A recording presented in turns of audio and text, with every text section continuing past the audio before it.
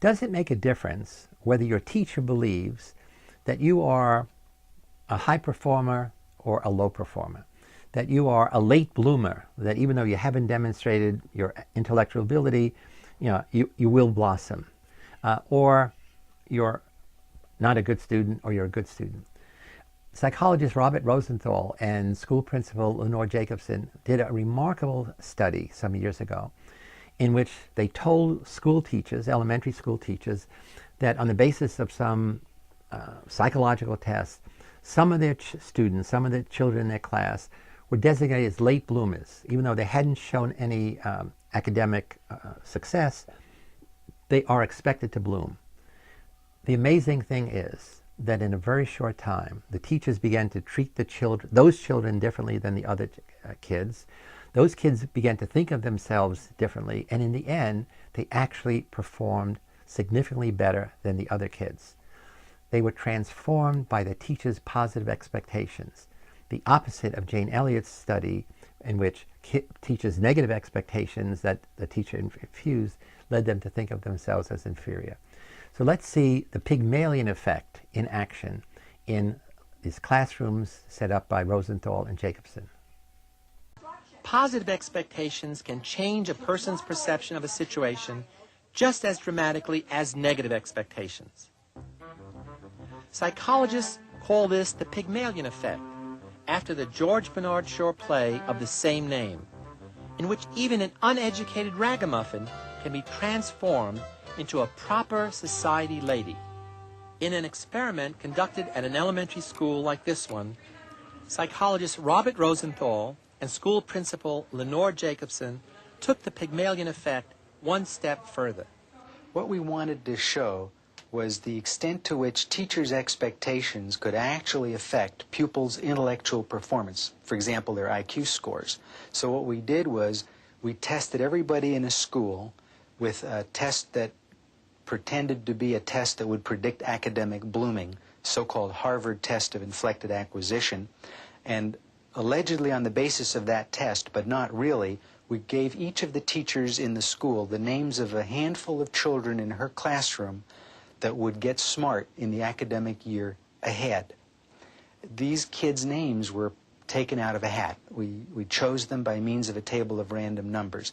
The children themselves did not know in any direct way that teachers were holding certain expectations for them. Teachers were told not to tell the kids, and of course we didn't tell the children either. So the children never knew. 6 times something that's close to 32.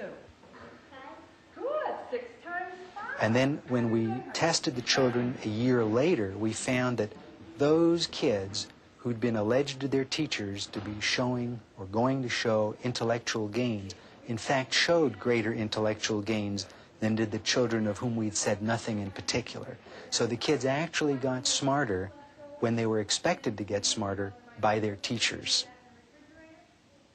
We've come to feel that there are really 4 factors that operate in the mediation or communication of these self-fulfilling prophecies, especially in the classroom, but not only in the classroom.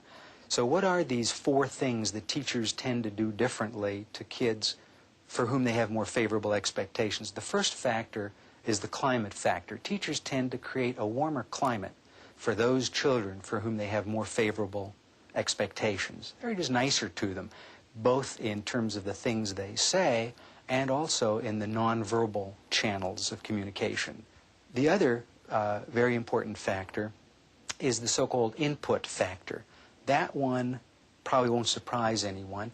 Teachers teach more material to those kids for whom they have more favorable expectations. After all, if you think a kid is dumb and can't learn, you're not going to put yourself out to try to teach them very much. 2 other factors, though, make a difference. One is the response opportunity factor.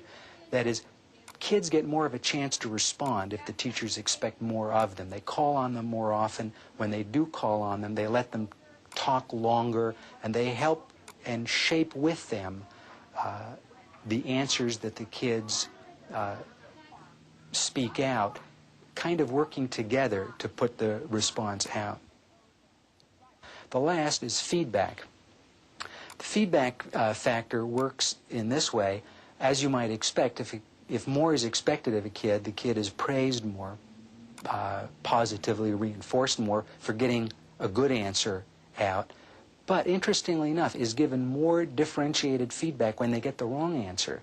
One of the ways in which you can sometimes tell a little bit that the teacher does not have very high expectations for a kid is that the teacher is willing to accept a low-quality response, or it won't really clarify what would have been a good quality response, maybe because he or she feels, well, what's the use? The kid's not smart enough to profit from this additional clarification. So those are the four factors: climate, input, response opportunity, and feedback.